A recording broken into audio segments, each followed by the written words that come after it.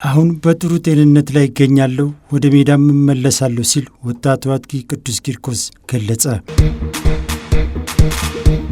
የ32ኛው ሳምንት የወላይታ ዲቻና መድን የኢትዮጵያ ፕሪሚየር ሊግ ጨዋታ ሊጠናቀቅ የዳኛው የጨዋታ ማብቂያ ፊሽካ ለመሰማት ሰከንዶች ቀርተውታል። በዛች አስጨናቂ ሰከንድ ግን የወላይታ ዲቻው ተስፈኛ መስመር አጥቂ ቅዱስ ቂርቆስ በከባድ አደጋ መሬት ላይ ወደቀ። የቁርጭምጭሚት መሰንጠቅና ከቦታ መፈናቀል አደጋ አጋጠመው።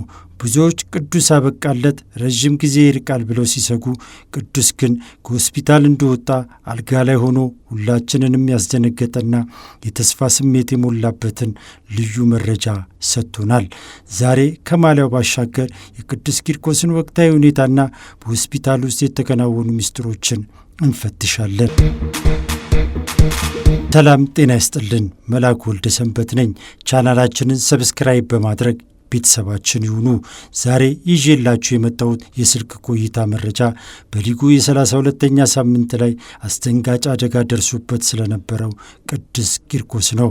ቅዱስ ከትላንት በስቲያ በወላይታ ሶዶ ክርስቲያን ሆስፒታል ለ1 ሰዓት ከ30 ደቂቃ የዘለቀ ቀዶ ጥገና አድርጓል። አሁን ሕይወቱ ምን ላይ ይገኛል? እሱ ራሱስ ምን ይላል?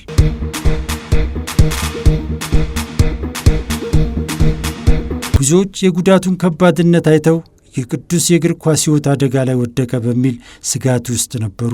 ነገር ግን ቀዶ ጥገናው እጅግ የተሳካ ነበር። ቅዱስ ለብስራት ሬዲዮ ስፖርት ዝግጅት ክፍል በስልክ እንደነገረን አሁን በጥሩ ሁኔታ ላይ ይገኛለሁ፣ ሁሉም ነገር እንደፈራሁትና እንዳሰብኩት አይደለም ብሎናል። አንድ ወደ ቤተሰቦቹ ቤት የገባው ቅዱስ አሁን እግሩ በጄሶ ታስሯል። ከ3 ሳምንት በኋላ ጄሶ ይፈታል።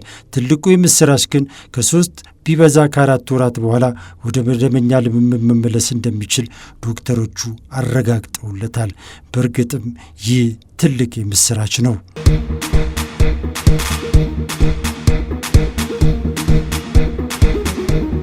ይህ ጨዋታ ትልቅ የስፖርታዊ ጨዋነት ምሳሌ የታየበት ነው።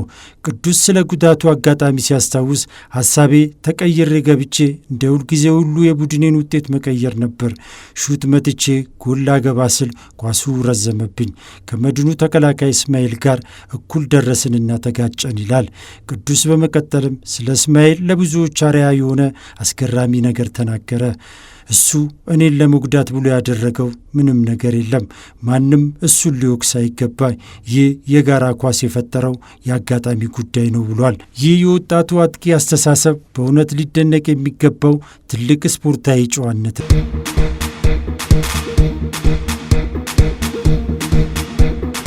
ልብ የሚነካ ታሪክ የቅዱስ ቂርቆስ እናት ጉዳይ ነው።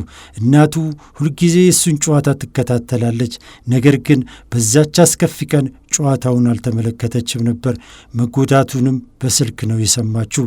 ቅዱስ ገና በትኩስ ሰዓት ከስታዲየም ወጥቶ በቤተ ዛታ ሆስፒታል የመጀመሪያ እርዳታ እየተደረገለት ባለበት በዚያች ጭንቅ ሰዓት ያ ሰዓት ብዙዎች እሱን ከበው ሕመሙን ለማስታገስ እየተረባረቡ ነው። ጥቂት የማይባሉ ልጅነቱንና ተስፋውን እያሰቡ እያለቀሱ ነው። እሱ ደግሞ በከባድ የሕመም ስሜት እየተሰቃየ ነው። እሱ ግን ከዚህ በላይ አንድ ነገር አሳስቦትና አስጨንቆት ነበርና ሁሉንም ችሎና ተቋቁሞ ስልክ ስጡኝ ብሎ ጠየቀ። ከዚያም ወደ እናቱ ደውሎ ደህና ነኝ፣ አንቺ ብቻ ተረጋጊ ብሎ ማለቱን አስታውሶ አጫውቶናል። አሁን ክለቡ፣ አመራሩ፣ የቡድን አባላቱና ደጋፊዎች አልፎ ተርፎም የኢትዮጵያ መድን ተጫዋቾችን ጭምር ላሳዩት ፍቅርና ለሰጡት ክብር ትልቅ ምስጋና አቅርቧል።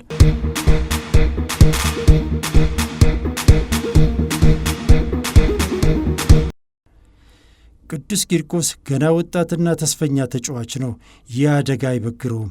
ይልቁንም ይበልጥ ጠንክሮ እንደሚመለስ የተናገረበት በራስ መተማመን አይተናል።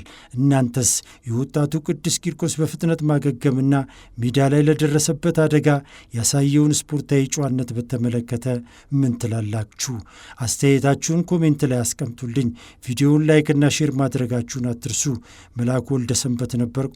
ለቅዱስ መልካም ጤንነትን እየተመኘው በዚሁ እሰናበታለሁ።